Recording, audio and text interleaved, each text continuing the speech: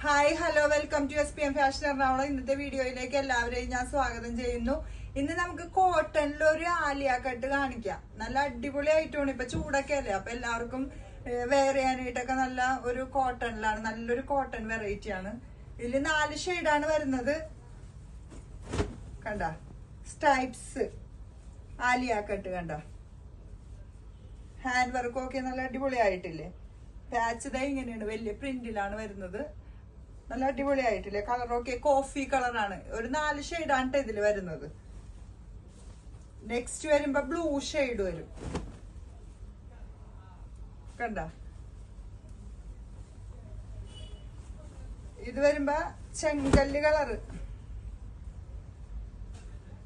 കണ്ട